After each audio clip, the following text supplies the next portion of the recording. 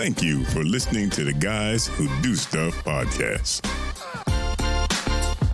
Visit guyswhodostuff.com. You probably shouldn't Google that. All right, welcome to the Guys Who Do Stuff podcast. I'm Joe. And I'm Josh. This is the show where we help you get unstuck, tell a better story, and have a good answer to the question, what are you doing today? And today we're excited to welcome our guest, Kendall. Thanks for joining us. Thank you for having me. I appreciate it. Kendall Williams, is it the third?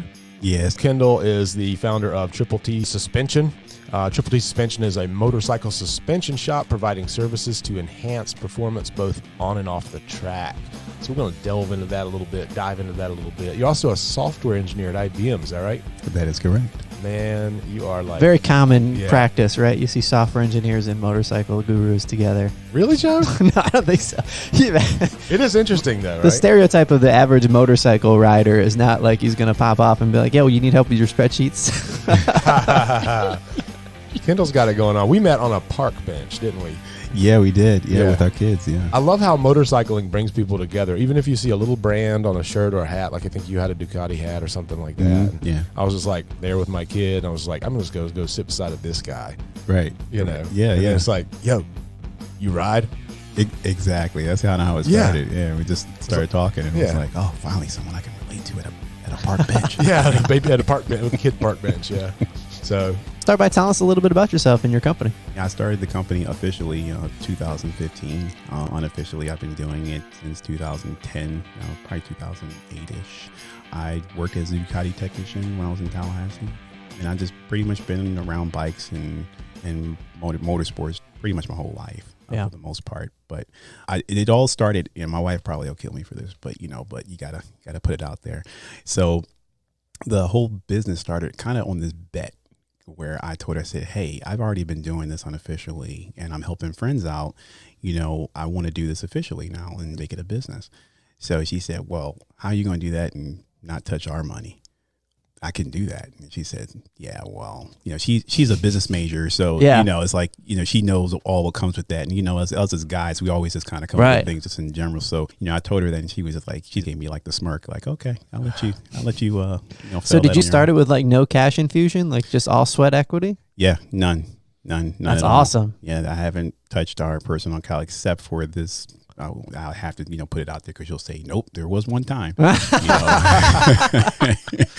it was very small. I went down to Asheville to get Olin certified, and I had to get the hotel. So I told her, I said, hey, I just need a little money for that. And, she was like, okay, that's fine. Yeah. So, but I'll be putting that back this month. So nice. But that's it. Other than that, I haven't really touched our money at all. So. That's crazy. I think so many people think like I got to get a $50,000 loan and I got to hire employees and I got to do all this extra stuff that is like good advice for people in certain things. But then there's a whole nother approach, which is like, no, I'm going to go slow.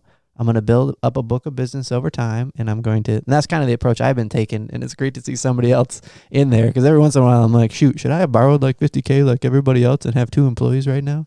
Right, yeah. And that's the thing, like with my wife, she's very business conscious and, very budget conscious, so, having her, it's been a blessing, because if I didn't, I probably would have borrowed a whole bunch of money and having my hand out like, can I get some money to pay these bills? My wife is an accountant and a director of operations, and so she's very smart with stuff like that too. Mm-hmm. So it's kindred spirits. Like, she kind of keeps me honest. Like, should I do this? She's like, no, that's a dumb idea. Oh, you're right. And then she tells me why, and I'm like, oh yeah, I see that.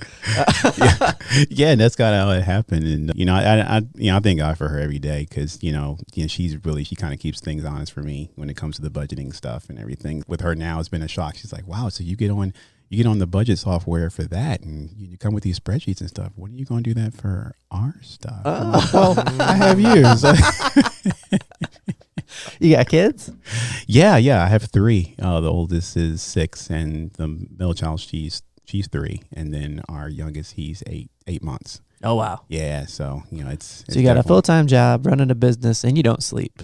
So that's yeah. So tell us what your company does. I'm not a big motorcycle guy, although I'm a giant fan of the idea, but I don't get to ride. No, and well, that might change after this podcast. How everything started for me, it was just a Sunday ride. So anyone that rides knows that on Sundays, that's when you see most bikers, because that's when we ride. You know, Saturdays, you got your soccer moms and everybody doing their thing, and it's just too much traffic. So we usually go out like on a Sunday morning. And I was in Tallahassee, and we went on a morning ride, and typically how these morning rides usually start is that, you know, there's a group of people, and some of those people you don't know. You just kind of get together, and you're like, hey, I have a nice bike. And then kind of like how me and Josh met, like on the park bench. It's the same thing when you all get together. We were probably about 15, 20 minutes into it, and this young individual that was on R6, he went into the corner too hot, and he was inexperienced. And ultimately, to keep the story short, he died in my arms. Oh, wow. So I had to relive that story and retell it to his family, because they wanted to know, did he die in pain?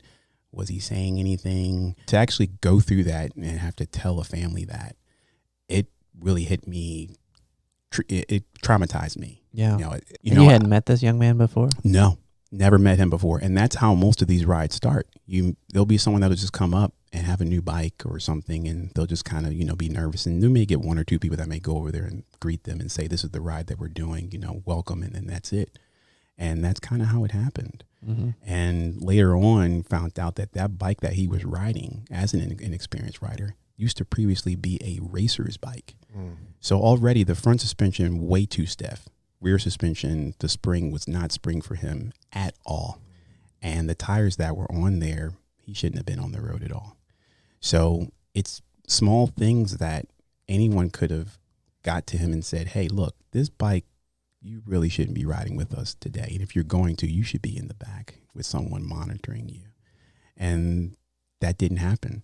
So because of that, I wanted to do something and change that whole dynamic of how it is on Sundays.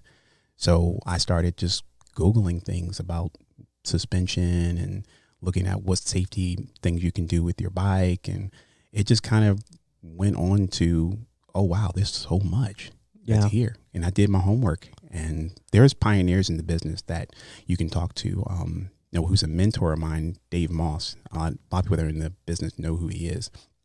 I bugged him all the time. It's like, who is this guy? He keeps bugging me about all this technical stuff. And he just became a mentor for me. And where did he live at that time? He's in California, Okay. actually. Yeah. And he's come out here a couple of times for some of the events that we've been doing. So, you know, he's been a great mentor, a great friend. Yeah. And, you know, I've met others along the way that share the same passion, but also the same focus of safety for fellow riders. I'm fascinated with that component of the story right there, and want to pause and just iterate some stuff for, if you're a business owner, like you didn't have a mentor in the field, but you knew this guy knew what he was talking about. He's on the other side of the country. What did it look like to approach him, now to call him a mentor? Like, how did the relationship start? It started me just basically asking him about things about the bikes. He has YouTubes and stuff that is out there, and anyone that's riding two wheels, they know who he is because he has so much content. I was very intrigued by, like, the second video. He said that my mission is to promote motorcycle safety and awareness of how dangerous these bikes can be when you don't take the time to do the maintenance and just to understand some of the stuff that you do not see in the owner's manual. Owner's manual doesn't even tell you to change the fork oil. Sure. Most of them won't. And for the rear, they just tell you that to chuck it and then get, you know, some $800 Olins or K-Tech, you know, shock, which is fine, but they are rebuildable. But at the same time, there's not a lot of information that's there. Mm-hmm. And as from a manufacturer standpoint, I get it, because it's more of an insurance thing. And you start taking apart these, these parts. It's a lot of intricate parts that are there. So what happened, and how did the relationship evolve to the point where you're today calling him a mentor of yours? I shared the same passion, and I shared my story and what I actually wanted to do, you know, on this side, you know, and he at the time was looking for opportunities to be able to come over here and share his experiences and safety. So he already did that with one or two other people that were in the Midwest coast. And then there was one other person in the UK where he's originally from. And he just kind of took me on. And what he did was that he gave me 2 or 3 nuggets, and then I would come back And he tells me today that, I was shocked that you actually did it. He said, because I'll tell people to do the homework and I'll never hear from him. Yeah. He would give me 4 things. I'll come back to him 2 weeks later with questions, another 3 things. And he's like, yeah, this guy's serious.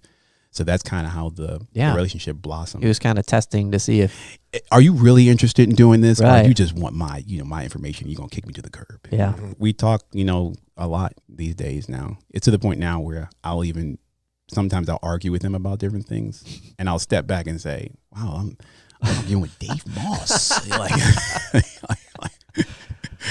Which I never thought I would be that, it's like, he's like this shrine, that's on the, this motorcycle god that's online. So, and I'm just privileged to call him my friend. Yeah. I like that you guys, because a lot of people come on and they talk about how you need a really important why. And it seems like you guys united around this very important why of motorcycle safety. So you rebuild suspensions, and do you do any kind of like consulting or just education for people that buy new bikes to kind of? Yeah, I do. So it's the suspension, but it's also the motorcycle geometry overall. So sometimes it's the rear sets. It's how you sitting on the bike. Is your lower back hurting? Are the pegs, sitting where they need to be? Is your handlebars where they need to be? There are adjustments that are there that you can do to make it feel more comfortable for you. I had a dealership event that I did last week, and this client was complaining about his wrist. His wrist was really, really bothering him. All we did was sit on the bike, and I had him do a couple of movements, and I saw on the throttle portion of the bike that he was reaching for the brake. So he would have to accelerate to actually reach for the brake. And even if you're not in motorcycles, I don't have to tell you how dangerous that is. That's a contradiction. Yeah. So we made literally a small adjustment, and he darn near gave me a hug because he was just like, well, my wrist doesn't hurt anymore. So you know, and I don't have to speed up to stop. That's also very useful. What's the old joke about the guy who takes his bike in? He's like, hey man, it's leaning to the right. It's leaning to the right. They're like, when does it lean to the right? He's like, well, every Thursday. It's like, what do you mean what are you doing every Thursday? He's like, well, I go to the bowling alley and I have my bowling ball on the right. Oh, that's what it is. Did I tell that the right way or something like that? No, yeah. It was like that. Little things, right? That you're like, okay, wait a minute. This adjustment equals no pain.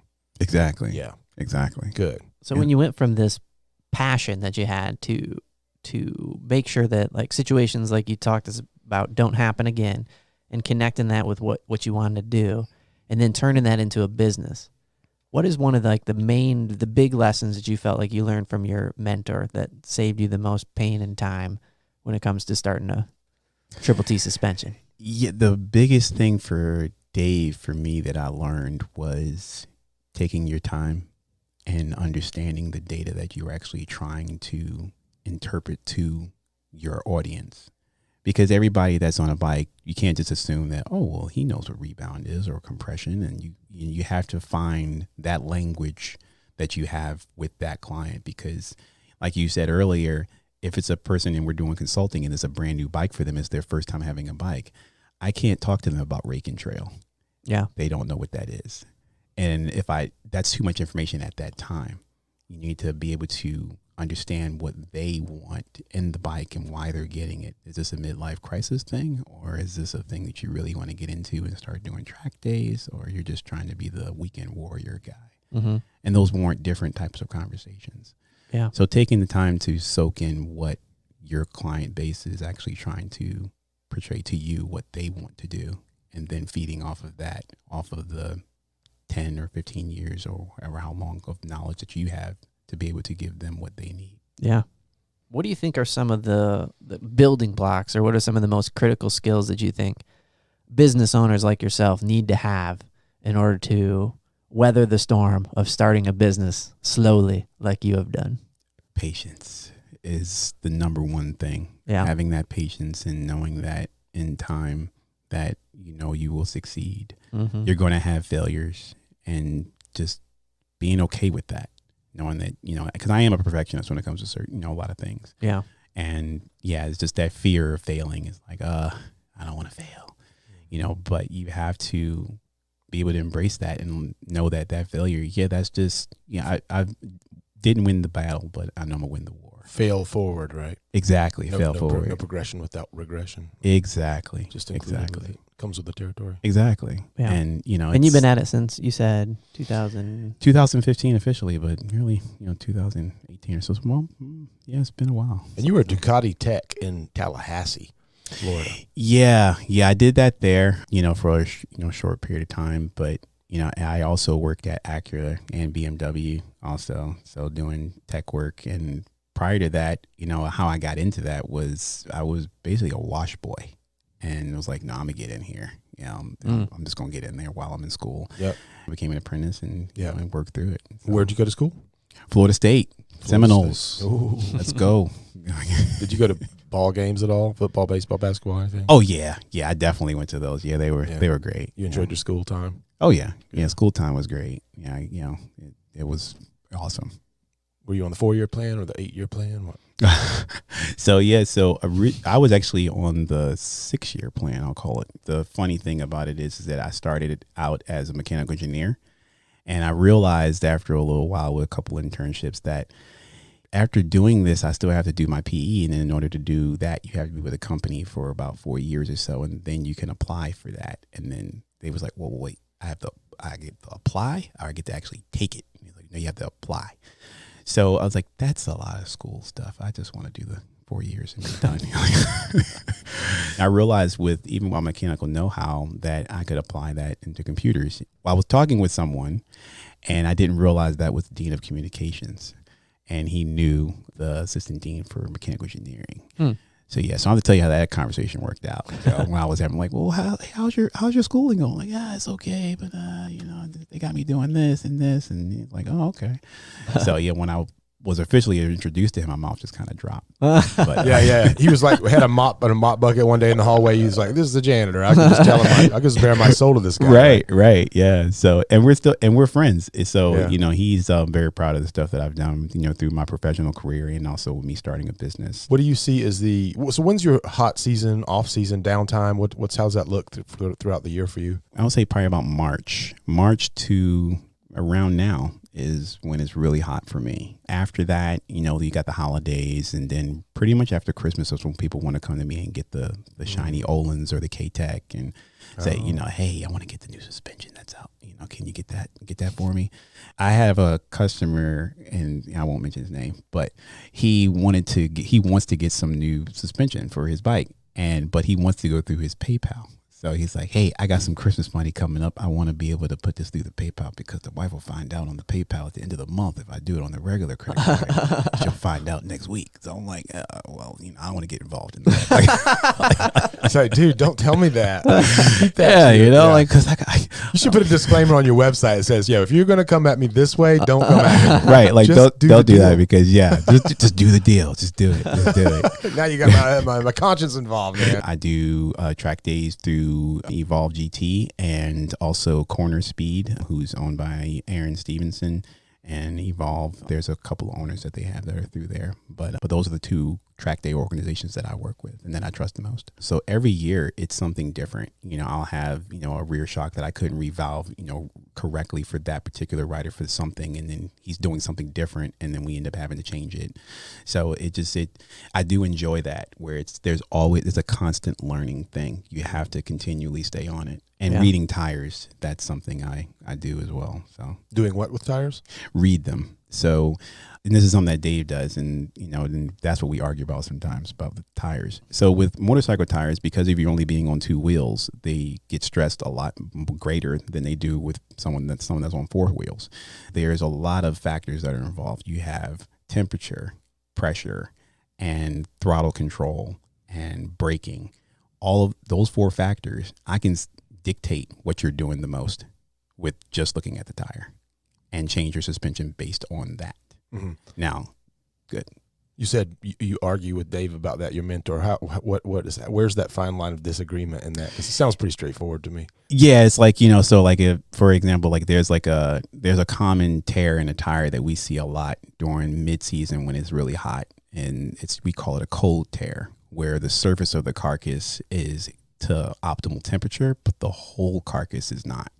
So what we will continually kind of go back and forth with, I'll tell him that, well, I changed this on the tire and I was able to heal it. Yeah, but if he would have dropped 2 PSI and did, something with the suspension, i.e. compression, 2 clicks out, then that probably would have fixed it. Yeah, well, maybe you're right, but what I did worked. Like, yeah, it did, but you could have did it this way. Like, I'll let you have the last word this time. So when I ask you about the lesson from your mentor and then the what you practice in your life, both answers were patience. And so I want to hear a little bit like weapons of choice. What do you do daily to help hone your skill of patience as a business owner? I would say probably my wife. I knew it was going to be that. Yeah, because she sees it firsthand. She'll just see it on my face, and she's like, you need a beer or something. You need a minute. Come here, baby. Come tomorrow. Exactly. Yeah. So she'll see that, and then also sometimes it's to the point when I'm doing a particular job that's frustrating the hell out of me, that I know I need to just step back, because at some point that, okay, this is not going how it needs to go, and it's not going to go how it is for the rest of the night. So why don't you just sleep on it? Yeah. A little bit of patience. It's something we should all struggle with, I think. Yeah. Well, shout out to being married and having a family, because that does help. And that's why I reacted that way, because it's like they say the blessing of singleness or whatever. But the thing about being married and being a professional is that you got this partner and this friend that you're like, they know you so well. They know us so well. Yeah. And we can they make us better. Right. Yeah, they do. Yeah. They do. And I think we Wow. talked about that when we were on the bench. I believe we did the 5 Love Languages book.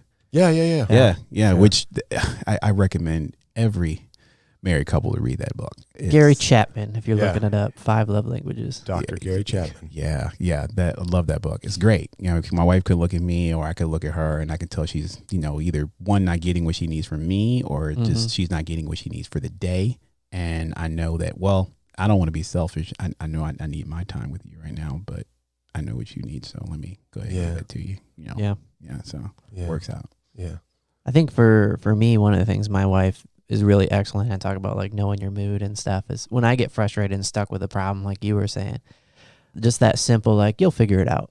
She's really good at that. You get frustrated with stuff a lot, but you'll figure it out. You just got to breathe. Exactly. Get through it. For me, I suffer from just anger issues. I used to when I was younger, and it's a place I don't never really want to go again. Yeah. And with me getting older and having kids, and you become like this. You become like a hero to them, and they see a lot of that. I saw a lot of that in my parents when they were frustrated and stuff, and that kind of trickles down. You can tell when somebody's patient that they've done the work over a long amount of time. So it's one of those character traits that comes out under pressure. Everybody has it in theory in a non-pressure moment. And for me with the racing, that really helps out, because it helps out and it transcends into day-to-day driving. So my wife says this a lot when I'm driving, that I react to things slowly.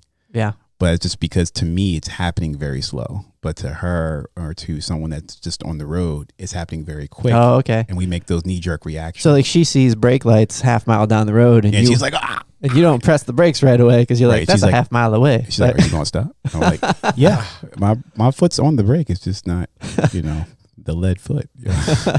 Do you do right foot gas, left foot brake like racers do? I hear that's a trend in motorsports. If I have a car with a clutch, I'll do that. But I traditionally just use just the one foot, and then I'm good. So in a manual transmission, you'd have left foot operating the clutch and the brake, and the right foot exclusive for the gas. But in your yeah, and then I double clutch also. So then that's a whole nother conversation. Yeah, right.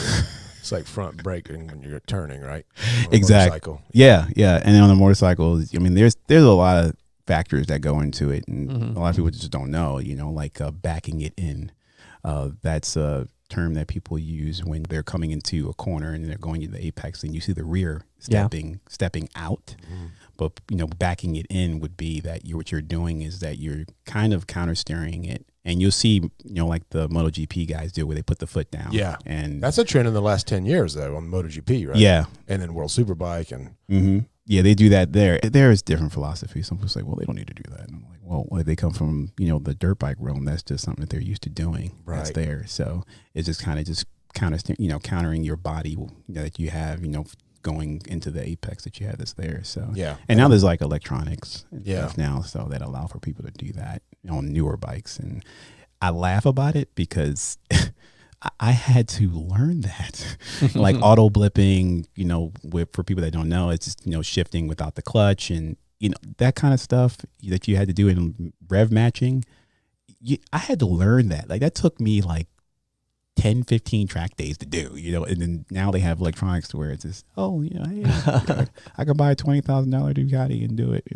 Speaking of electronics and electric, are you seeing the trend of electric motorcycles? Is it coming in our lifetime? Will there be a tipping point? And if so, what are you doing or need to do to prepare as a suspension specialist? It doesn't seem to affect you as much as it would an exhaust company or another engineering firm of a motor part, right? Like, So how do you see that affecting your business? Yeah, good question. Yeah, it wouldn't affect me as much as say like an exhaust, like Two Brothers or a Cockovich or anything like that. But it does affect in terms of the weight, extremely heavy. So you have to the characteristics of which you have to do the suspension is completely different. They're not double the weight, but the electric bikes. Yeah, the electric bikes because of the battery. Exactly. Yeah, it's like you take this bike that only weighed 400 pounds, and now it weighs just as much as a Harley. When you think about having been in business for as long as you've been in business now, and obviously there's been a lot of hard work and strategy and coming at it and trying something else to stay in business, let alone be successful in business. Yeah. From your perspective, what are some of the processes that you wish you would have put in place sooner? Probably my wife, she'll love this. Your wife's listening to this podcast. Yeah, no, like somewhere she's listening. Right, yeah, she is. Like, this is the answer. You better say that. Say it. Like, it. Yeah, we reviewed this last night. But no, yeah, it would be the social media aspect. Oh, really? So it would be the Facebooks. Anyone that knows me knows I can't stand Facebook. I'm not a social media guy. That's why we're friends. Yeah, exactly. That's it. I knew it. Something.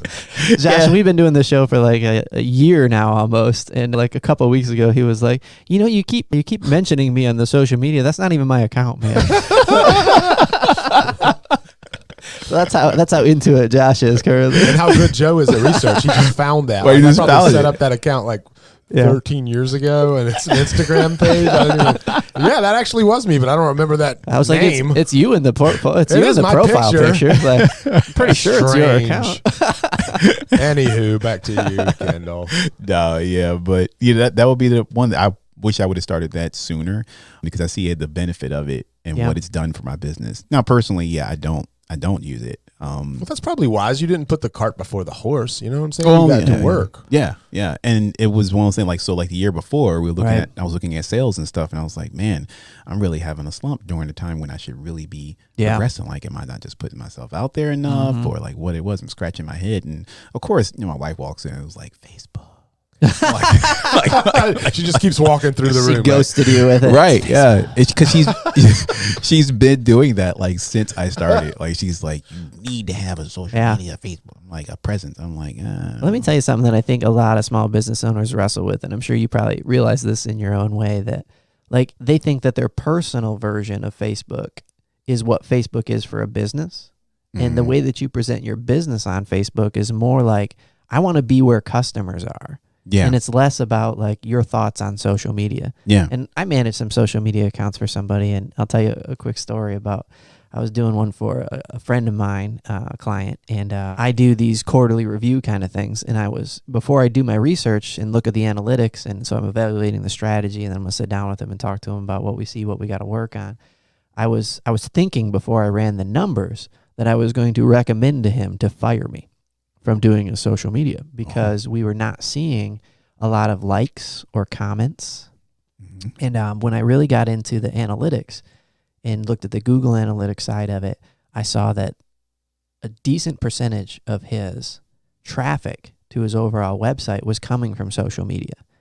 And the conversion rate on the traffic from the social media was higher than the organic traffic. And so what the numbers taught me is like, who cares if you're not good at Facebook for Facebook's sake or Instagram for Instagram's sake? If it's driving people to your business and helping them be a customer, it's golden. Great.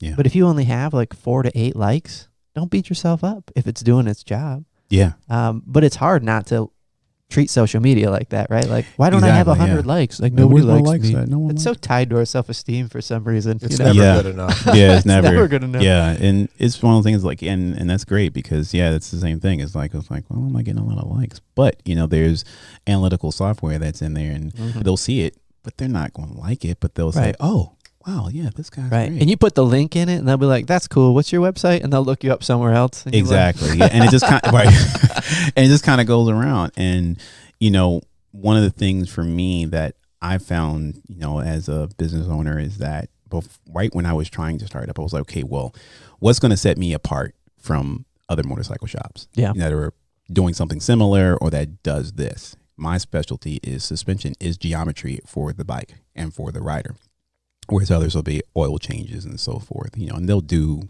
a fork service, but they don't specialize in that, and that's what I do.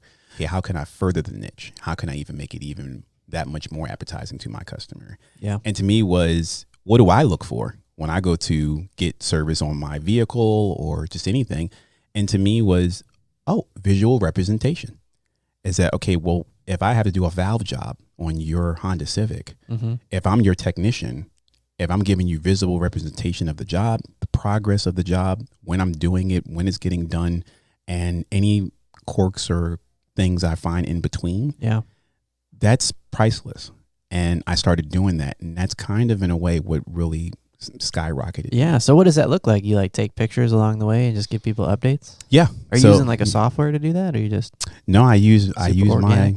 my 4K camera. That's it. Yeah. Yeah. And sometimes I'll even use, now with technology, I can use my phone, but I'll do that, and then I use my Google Drive and send them the link through email. And then they get that, and they get those updates through there. Yeah, that's awesome. Yeah. Why do you use a 4K camera so you can crop in?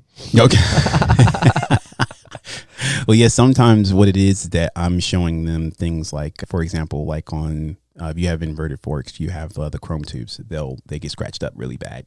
And try showing on a regular camera a scratch on a chrome tube. Right. Yeah, so I get that kind of detail that's there.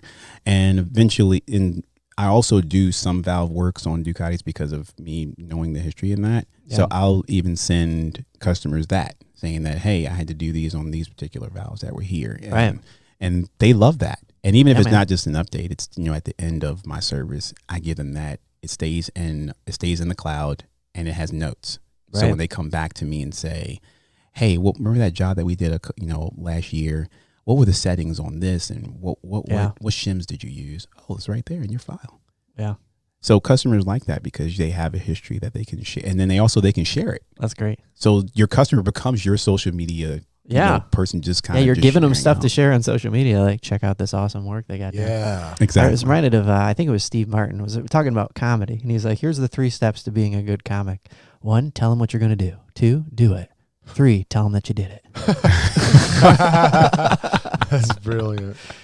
And I think that, all right, man, I got this great question that I'm going to adapt a little bit that I love asking. Have you ever seen the movie Back to the Future? They got that time machine, the DeLorean. Yeah. So in this case, the DeLorean's a motorcycle. It's a Ducati. Okay. Which one is it? Probably a Multistrada. I don't know enough. Josh will so you can pack it up. An S4 maybe. Let's say this hypothetical universe exists where you get to borrow the Ducati time machine for a moment, and you can plot back to the moment before you started your company. And you got 60 seconds. Okay. To talk to yourself. What advice would you give yourself? Wow, man, that's a tough one. Start social media earlier. You're like, your wife was right. Right. Listen to your wife. We promote that probably on the Guys Who Do Stuff podcast. I know, right? Yeah, that probably would be. Yeah, that I would probably say that because once I did that, I had an instant connection with my audience. Yeah. It was no longer like, well, they scroll down to the bottom of your website and contact me. Yeah, he's gonna contact me, and then you're done, and you're like, I'll get to him. But like with the Facebook, you got the messenger. Right. I mean, I can book appointments, quickly, and it's all there. Yeah, I get to help companies grow their business through websites, and that's kind of part of what I do. And so that power of content marketing is so underutilized. And Josh does that too with video and helps brands kind of just continually tell their story, put it where people go to look for it. And I think people overweight things like SEO and the technical side of their website when they should be focusing, when they're a small business, their effort and their energy on putting out great content to establish themselves as a thought leader, to demonstrate their authority on what they know, and to just build a group of followers that can be your brand ambassadors, like you were saying. Yeah, It's definitely. constantly overlooked. Yeah, it's overlooked. And, even segueing back to what you were saying about one of the things too that, what makes my business and what makes me as a business owner so unique is that I have a day job. I could do this business and do it organically and kind of take my time and take the time in learning the information. What scares me the most what scared me the most was that is someone going to catch me on something I don't know at that moment? And I don't like being unprepared. So with that, I always had the book with me. Yeah. And when I say the book, there's two Pacific books that you can go if you want to actually learn about suspension. And that's the Race Tech suspension book. And then there is the motorcycle suspension book that they have from K-Tech. They're very technical. They are very hard to read. If you don't have an engineering mindset, I don't recommend it. Yeah. Just, listen to this podcast. There seems like there's some bit of diagnosis to what you offer. And diagnosis should come with some research. Oh, yeah. Like, you don't just want to be like, you might be so experienced because you've seen that one 1,000 times, you can quickly diagnose it from the tear on the tire, like you were mentioning before. Right. Or it could be a unique problem, unique to that person, that warrants research. Yeah. And Well, sometimes follow-up questions. And I need to know more before I can give you a good answer. And sometimes it's a bike that I haven't done work with yet. Mm-hmm. And if it's that particular bike, then okay, well, let me to go do my homework. I'll get back to you. Yeah. And it won't be a month later. I try to give them updates. This is like my rule of thumb for me is that any customer that contacts me, I need to get back to them within 72 hours, of a consultation and give them the best course of action, whether it be an expensive one or inexpensive one. I'll try to get back to them, regarding that and what are you trying to accomplish? Because that's always the thing with the motorcycles. When I do dealership days or when I'm on the track, someone will always come to me and say, hey, I want to lower my forks through the triple tree 3 millimeters. Yeah. Why? Someone on the forum said I should do that. Yeah, but why? What are you trying to accomplish? Not what they accomplished, and you saw that and you said, maybe I need that. Well, why do you need it? Well, I want to turn in quicker. Yeah, but why? Like, is the way that you're riding, is it comfortable? Or what are you trying to achieve? And that's the way that I always approach every customer. What is your end goal? Not the end goal of what someone else is doing. Yeah. So how would somebody reach out to you to work with Triple T suspension? Yeah, through the Facebook. So the Facebook's a great way to contact me through there. The website, obviously, you can contact me through there, see my services and the stuff that I offer. That's through there, the consultation services, and my events are on both. So I try to pull traffic either way that I can. But just reaching out, through the Facebook or emailing me, at Kendall at TripleTsuspension.com. Very cool. What's the name Triple T? What's that all about? Yeah, I was waiting for that because I was like, I thought someone would have came over to like, no. I see it on your sleeve. I figured it out. I saw you looking. So he's got troubleshooting, testing, and tuning written on his sleeve. So I figured it out earlier. Got to get that in the picture for the thumbnail. There you go. Yeah. But and that's what it is. And that's how I came up with that, was it's like, just writing things down that stuck. Yeah. And I don't want to tell you the other names. They were horrible. But testing. Started out with STD. It was a different thing. Like safety, tuning, and discipline. Threw that one out. Good one, Joe. There you go. Roll with it. Start something that way. See how that goes. Good times. All we need to do now is get you a bike. Yeah. He's been talking about it, Kendall. Yeah, I've been wanting it. My wife, like probably many wives in the U.S., is concerned with the safety issues and my daughters being young, etc. Mm-hmm. And I try to, like, if I'm ever trying to make a point, like, I'm a slow driver. Like, I'm a cautious driver. I know that would translate. And I feel like what you talked about today opened up a whole new realm I didn't even understand. Like, and I think that's just a smart way to go about it. It reminded me when you were talking of what, like, my grandpa and my dad would teach me about working with tools in the wood shop. Like, these tools are awesome, but you need to respect them. And here's what respecting them look like. If you don't do these things, you're going to get hurt. Like, you got to use the guards. This is what could happen if you cut the wood the wrong way. This is what could happen in walking through those things. Yeah. It's not that the woodworking tools in and of themselves are dangerous, but a lack of understanding of what the tools can do can put yourself in a dangerous situation. I taught the MSF course, Motorcycle Safety Foundation course, in New York and California for a handful of years, and that is the key to a lowered risk rider right there. Is that how do you handle and approach just tools, right, and risk. And right. What is your risk tolerance level? Just be like, here, cut down this tree with this chainsaw, and then you know what you're working with. Yeah. I mean, for you, you could hop a little Vespa in your knowing your neighborhood is so chill. Just get you a Vespa. My wife said I could get a Vespa, and I said I don't know if my self-esteem could handle it. Like just walking around, I feel like with your feet, they're just in like this weird position. Yeah, like like you're a lady riding a horse. I feel like side 1800s. Yeah, electric pedal assist bicycle that'll get you some kicks. Yeah, well, that works. When you can get a Ninja 400. I mean, I find the smaller bikes to be more exciting. Yeah.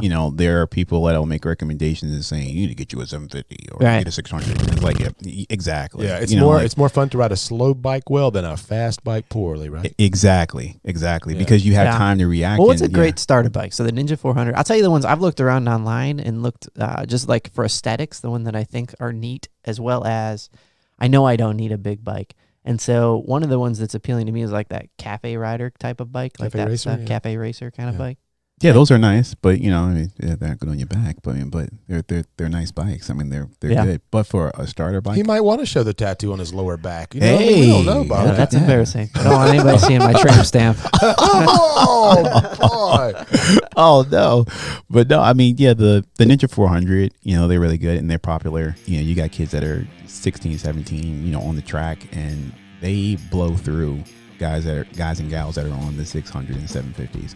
They're like little gnats in the back end when they're coming through the apex. It's like, I'm getting him in the straightaway, but he's getting me on the corners. And I'm like, well, maybe you should pull over and let him follow his line and do that. But yeah, I mean, those are good bikes, to do that with. So if you want to get into the sport bike, start with 400. Because you're not, there's so many of them out there. On Craigslist, you're not going to. There is a bit of decision paralysis, and what you were talking about of like riding the wrong bike and the potential implications just really made me even more timid as a guy who doesn't know much about it. There's like 100,000 options of bikes you could, like when you type in motorcycle. If you go to Craigslist, you're like, right now my understanding is bike. Triumph Bonneville would be a good, standard position for him. Bonneville. Yeah. Triumph Bonneville would be nice. Yeah. And maybe like a little. I'm gonna make sure my wife listens to this episode. Yeah, she needs to listen. Kendall, man, it was awesome talking to you, man. Yeah, man. No, yeah. Do you know your Facebook handle? It is TTT Suspension. TTT Suspension on Facebook, and then your website is TTTsuspension.com. Very good. Holla. All right, yeah. It's been awesome talking to you, man. Yeah, thanks for joining us. Yeah, thank you both. I really appreciate it. Our pleasure. Awesome. Relevant Media Solutions believes that marketing is storytelling. They help take business owners from feeling scared that their ineffective website is losing business, embarrassed of their online presence, and worry that their customers are not finding them, to business leaders with a useful website that grows their business and sees customers return. Let them help you tell your story. Visit relevantmediasolutions.com today.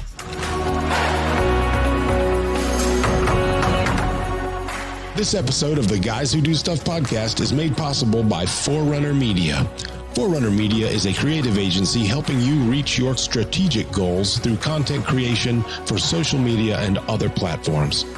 Clients include Porsche USA, BMW Motorcycles, H.H. Hunt, the North Carolina Bankers Association, The Price Company, and Link Business, just to name a few. For every handful of satisfied paying customers, Forerunner Media does a project absolutely free for organizations who are doing good for their communities. Contact Josh.Manning at forerunner.media today for more information. Forerunner Media, your content creation partner. We love making this stuff for you. You can help us out by subscribing wherever you get your podcasts. Get unstuck, tell a better story, and have a good answer to the question, what are you doing today?